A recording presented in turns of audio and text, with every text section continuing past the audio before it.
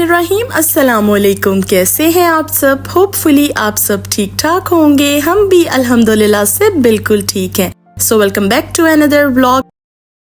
आज का व्लॉग मैंने स्टार्ट किया है शाम के टाइम से और आज वेदर माशाल्लाह से इतना मज़े का और ठंडा है कि मैंने सोचा क्यों ना आज इस ठंडे से वेदर को एंजॉय किया जाए कुछ चटपटी सी चीज़ों के साथ।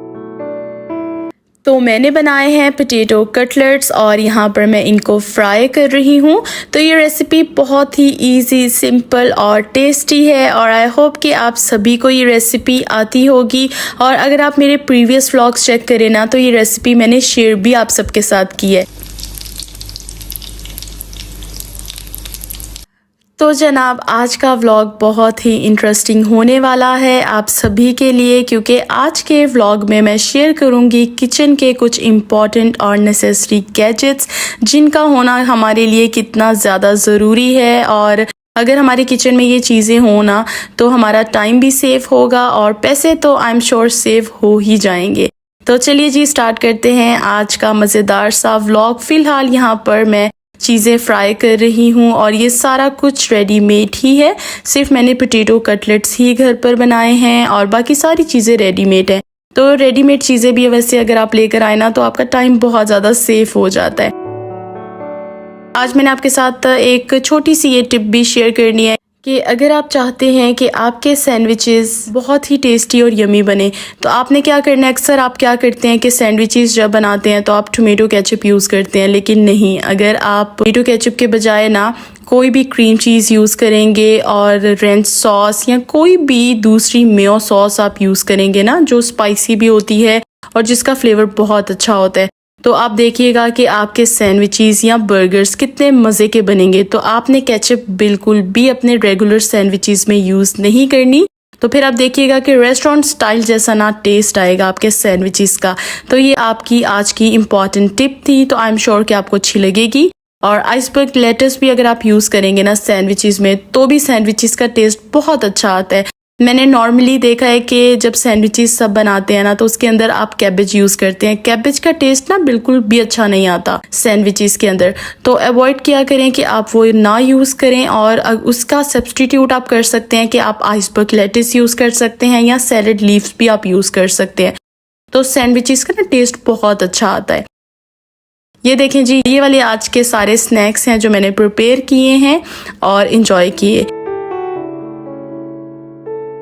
यहाँ पर मैं ऑयल रिफ़िल कर रही हूँ और वीडियो के स्टार्ट में मैंने आपको बताया था कि आज का व्लॉग आप सबके लिए, स्पेशली होम मेकर्स के लिए बहुत ज़्यादा हेल्पफुल होने वाला है, क्योंकि आज के व्लॉग में मैं कुछ किचन के हैक्स शेयर करूँगी और यूज़फुल टिप्स भी शेयर करूँगी। तो व्लॉग को आगे कंटिन्यू करने से पहले जितने भी मेरे न्यू व्यूवर्स हैं जो इस वीडियो को देख रहे हैं तो प्लीज़ चैनल को लाइक और सब्सक्राइब कर दें और बेल आइकन को भी प्रेस कर दें ताकि वीडियोस की नोटिफिकेशन सबसे पहले आप तक पहुंच सके। तो चलिए जी लेट्स गेट स्टार्टेड। ये मैं ऑर्गेनाइज़र लेकर आई हूँ पल्सेस के लिए, मतलब के दालों के लिए, और किसी भी तरह की आप इसके अंदर दालें डाल सकते हैं और ईज़िली इनको यूज़ कर सकते हैं। सो बेसिकली इसके 6 कंपार्टमेंट्स हैं और ये डिवाइडर्स लगे हुए हैं कि अगर आपने थोड़ी सी स्पेस ज़्यादा बनानी है तो आप इनमें से किसी भी डिवाइडर को निकाल भी सकते हैं और थोड़ी स्पेस क्रिएट कर सकते हैं। तो इसको आप नॉर्मली डिस्पेंसर भी कह सकते हैं, स्टोरेज जार भी कह सकते हैं, जो आपका दिल चाहे वो आप कह सकते हैं। लेकिन ये बहुत ज़्यादा यूज़फुल है क्योंकि ये आता है मेजरिंग कप के साथ। ये नीचे आप देख सकते हैं कि छोटा सा एक कप है, तो इसके अंदर आप बटन प्रेस करें, दाल इजीली निकल आएगी और फिर आप यूज़ कर सकते हैं। तो रिव्यू वैसे मैं आने वाले व्लॉग्स में भी आपको दूंगी कि फिर ये किस तरह का रहा और कितना ये यूज़फुल है, नहीं यूज़फुल, लेकिन फ़िलहाल तो ये मेरे लिए बहुत ज़्यादा यूज़फुल है। तो मैं आपको यही रिकमेंड करूँगी, क्योंकि अक्सर क्या होता है कि हमारे पास ये दालें ऐसे ही पड़ी रहती हैं, हम लंबे से कंटेनर्स में डाल देते हैं लेकिन वो बिल्कुल भी अच्छा नहीं लगता।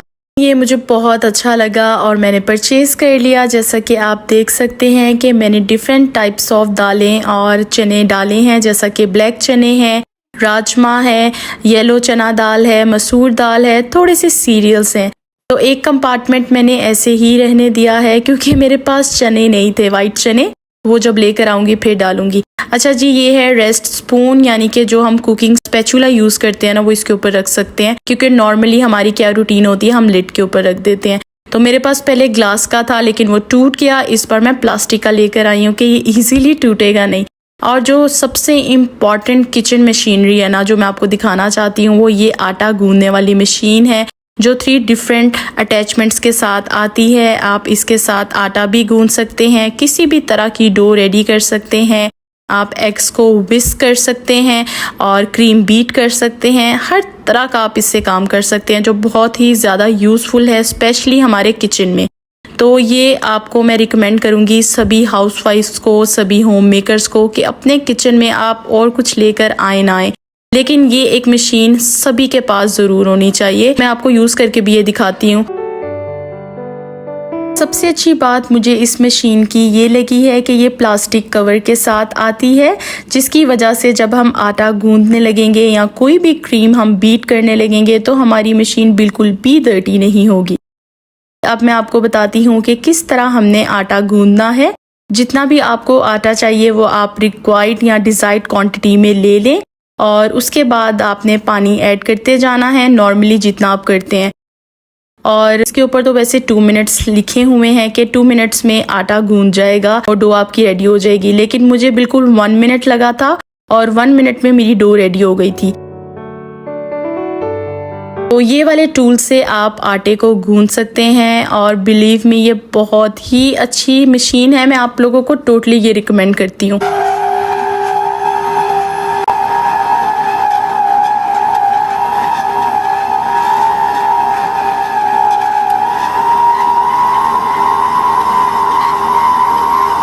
और स्पीड लिमिट भी आपने अपने हिसाब से एडजस्ट करनी है। आप देखते जाइएगा कि किस तरह आपकी डो फॉर्म हो रही है और उस हिसाब से आपने इसकी स्पीड को एडजस्ट करना है।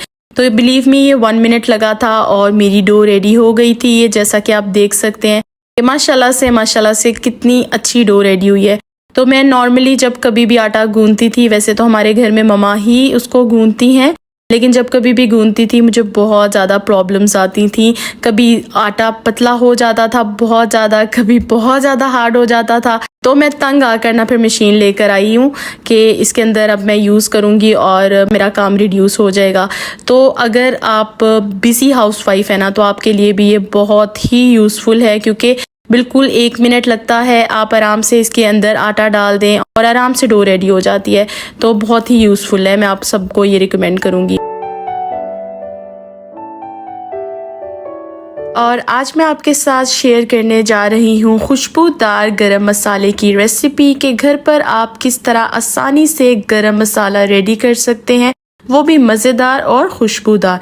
तो चलिए जी, लेट्स गेट स्टार्टेड। थोड़े से आप सिनेमन स्टिक्स लेंगे। मैंने 5 to 6 सिनेमन स्टिक्स ली हैं और 10 क्लोव्स के पीसेस हैं, 10 to 15 black pepper corns, 5 to 6 mess, और मैंने थोड़े से क्यूमिन सीड्स भी ऐड किए हैं 2 टेबलस्पून के करीब, और थोड़े से फेनल सीड्स भी हैं। फेनल सीड्स मैंने सिर्फ 1 टेबलस्पून ही लिए हैं।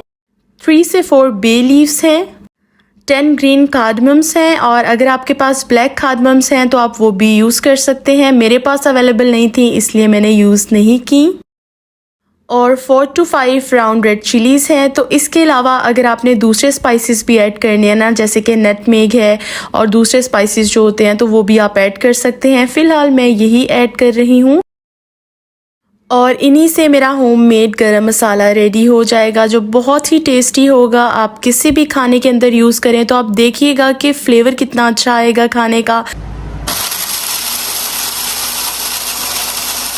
और उसकी खुशबू तो बहुत ही अच्छी होगी। अच्छा, ये देखें अच्छी तरह से सारा मसाला ग्राइंड हो गया है। और मैंने ना वैसे आप सबसे ये पूछना था कि अक्सर ऐसा होता है कि जब कभी भी हम गरम मसाला घर पर बनाते हैं ना, तो ये जो बे लीव्स होते हैं ये कभी भी सही तरह से अंदर मिक्स नहीं होते। तो इनकी क्या वजह है? अगर तो किसी के पास कोई टिप है ना कि आप किस तरह इनको मैश कर सकते हैं, अच्छी तरह से इनका पाउडर बना सकते हैं, तो मेरे साथ ज़रूर शेयर कीजिएगा कमेंट सेक्शंस में। तो वैसे ही जितना हो सकता है उतना तो इसका पाउडर बन जाता है बे लीव्स का, और रिमेनिंग जो है वो ऐसे ही रहता है। तो मैं एज इट इज़ ही इसको यूज़ कर लेती हूँ। तो ये देखें जी, खुशबूदार सा गरम मसाला रेडी हो गया है। यहाँ पर मैं कंटेनर को अच्छी तरह से क्लीन कर रही हूँ क्योंकि अब मैं बनाने जा रही हूँ होममेड कार्डमम पाउडर यानी कि इलायची पाउडर। मैंने कभी भी रेडीमेड पाउडर नहीं यूज़ किया, मैं घर पर ही फ्रेशली इनको प्रिपेयर करती हूँ। इनकी फ्रेग्रेंस बहुत अच्छी आती है जो होममेड आप रेडी करते हैं। इनके लिए मैंने कार्डमम्स लिए हैं, अप्रॉक्सीमेटली 30 से 35 के करीब हैं ये, और कुछ के मैंने इस बार छिलके रिमूव किए हैं, कुछ के नहीं किए। नॉर्मली वैसे मैं सभी के छिलके रिमूव करती हूँ, लेकिन इस बार मम्मा बोल रही थी कि कुछ के आप एज इट इज़ ही रहने दो, इनके अंदर भी फ्लेवर होता है, टेस्ट अच्छा आता है। तो मैंने हाफ के छिलके रिमूव कर लिए हैं और हाफ एज इट इज़ ही यूज़ किए हैं। तो ये बहुत अच्छी तरह से ग्राइंड हो गए हैं और इसकी भी खुशबू बहुत अच्छी आ रही थी किचन में। उसके बाद जी ये मैं आपको पहले भी सिखा चुकी हूँ कि घर पर आप होममेड किस तरह कोरिएंडर पाउडर और क्यूमिन पाउडर रेडी कर सकते हैं। आपने क्या करना है कि एक पैकेट लेना है कोरिएंडर सीड्स का, यहाँ पर तो 1 kg का होता है, तो 1 kg का मैंने पैकेट लिया है कोरिएंडर सीड्स का। इनको अच्छी तरह से ड्राई रोस्ट कर लेंगे और साथ में क्यूमिन सीड्स को भी अच्छी तरह से ड्राई रोस्ट कर लेंगे। और क्यूमिन सीड्स के ना अपने 2 छोटे पैकेट लेने हैं, तो बस इनको मिक्स करके अच्छी तरह से ड्राई रोस्ट कर तो आपने इनको ग्राइंड कर लेना है। और इसको भी जब आप खाने के अंदर ऐड करेंगे ना तो आप देखिएगा कि आपका फ्लेवर कितना अच्छा आएगा खाने का। अगर रोस्ट करेंगे ना इनको ड्राई रोस्ट तो फिर तो फ्लेवर और भी ज़्यादा अच्छा आएगा, लेकिन अगर आप एज इट इज़ ही इनका पाउडर बना लेंगे तो फिर भी फ्लेवर बहुत अच्छा आएगा। तो जी यहाँ पर मैं आपके साथ एक यूज़फुल टिप शेयर करना चाहूँगी कि अक्सर क्या होता है हमारे किचन में चूंटियाँ आ जाती हैं। नॉर्मली हमारे किचन में तो बहुत ज़्यादा होती हैं, कभी कभार आ जाती हैं, कभी कभार चली भी जाती हैं, जो चीनी के अंदर चली जाती हैं, ग्राम फ्लावर के अंदर चली जाती हैं, दूसरी चीज़ों के अंदर चली जाती हैं। तो अगर आप भी इन सब चीज़ों से परेशान है ना तो आपने क्या करना है कि सिनेमन स्टिक लेनी है और वो इनके अंदर ऐड कर देनी है। चाहे आप चीनी के अंदर ऐड करें, चाहे आप ग्राम फ्लावर के अंदर ऐड करें, चाहे जो दूसरी चीज़ें हैं जिनके अंदर चूंटियाँ चली जाती हैं आप उनके अंदर ऐड कर लें, तो आप देखिएगा कि कभी भी चूंटी उस चीज़ के अंदर नहीं आएगी। मेरा तो ये ट्रस्टेड फार्मूला है और बिलीव मी कि अगर आप इस फार्मूले को आजमाएंगे तो देखिएगा कि कभी भी आपके किचन में चूंटियाँ नहीं आएंगी अगर आप किसी भी जगह ये रख देंगे। अच्छा जी, उसके बाद यहाँ पर मैं किचन मिरर क्लीन कर रही हूँ क्योंकि मुझे थोड़े से डर्टी लग रहे थे। साथ साथ मैंने सोचा कि क्यों ना मैं अपने रेफ्रिजरेटर को भी क्लीन कर लूँ बाहर से, क्योंकि ये मुझे थोड़ा सा बाहर से भी डर्टी लग रहा था, क्योंकि डेली इस पर हाथ लगते हैं गंदे तो फिर ये डर्टी हो जाता है। अच्छा ये देखें कितना अच्छा फ्रिज मैग्नेट है। ये मेरी मम्मा कनाडा गई थी और कनाडा से लेकर आई थी, तो वो जब से लेकर आई है मैंने फ्रिज को ये लगा दिया है। तो जब मैं फ्रिज को देखती हूँ ना तो मुझे ऐसा लगता है कि कनाडा की वाइब्स आती हैं। अच्छा जी, आज मैं आपके साथ शेयर करने जा रही हूँ मज़ेदार सी चिकन कॉर्न सूप की रेसिपी। सोचा क्यों ना ये रेसिपी आप सबके साथ शेयर की जाए। इसके लिए मैंने चिकन लेग और थाई पीस लिया है जिसका वेट 200 ग्राम्स है। थोड़ा सा इसके अंदर मैं सॉल्ट ऐड कर रही हूँ, हाफ टेबल स्पून के करीब। हाफ टेबल स्पून मैंने ऐड किया है वाइट पेपर और 2 टेबल स्पून भर के मैं ऐड कर रही हूँ चिकन पाउडर, क्योंकि चिकन पाउडर मेन इंग्रेडिएंट है चिकन कॉर्न सूप का। ये आप ऐड करेंगे तो फ्लेवर बहुत अच्छा आएगा, अगर आप इसको स्किप करेंगे तो फ्लेवर अच्छा नहीं आएगा, तो इसको ज़रूर आपने ऐड करना है। बाद में चिकन को अच्छी तरह से बॉईल कर लेंगे और फिर आप ऐड करेंगे कॉर्न्स। तो कॉर्न्स की क्वांटिटी भी आपने अपने हिसाब से एडजस्ट करनी है। आपको ज़्यादा इनका फ्लेवर अच्छा लगता है तो आप ज़्यादा ऐड कर लें, हमें बहुत ज़्यादा इसका फ्लेवर अच्छा लगता है तो मैंने आधा कैन ऐड किया है, ठीक है। उसके बाद चिकन को मैंने अच्छी तरह से श्रेड कर लिया है और श्रेड किए हुए चिकन को मैं ऐड कर रही हूँ सूप में और फिर अच्छी तरह से इसको बॉईल आने देंगे। बॉईल आने के बाद हम ऐड करेंगे कॉर्नफ्लावर और कॉर्नफ्लावर ऐड करेंगे। ये भी आपने अपने टेस्ट के हिसाब से ऐड करना है कि आपको थिकनेस सूप की ज़्यादा अच्छी लगती है, नॉर्मल अच्छी लगती है। हमें थोड़ी सी थिकनेस ज़्यादा अच्छी लगती है तो मैंने ज़्यादा क्वांटिटी में ऐड किया है। और फिर मैंने 3 एग्स लिए हैं, इनका यॉक मैंने सेपरेट कर लिया है। मैं सिर्फ एग वाइट ही यूज़ कर रही हूँ। अगर आपने फुल एग यूज़ करना है तो वो भी आप कर सकते हैं, लेकिन हम हमेशा एग वाइट ही यूज़ करते हैं। उसके बाद जी इसके अंदर शुगर ऐड करेंगे 2 टेबलस्पून के करीब और बस ये रेडी हो जाएगा। आप देखिएगा कि इसका कलर कितना अच्छा है, same to same restaurant style इसका कलर है। तो आई एम श्योर कि ये रेसिपी भी आपको अच्छी लगी होगी।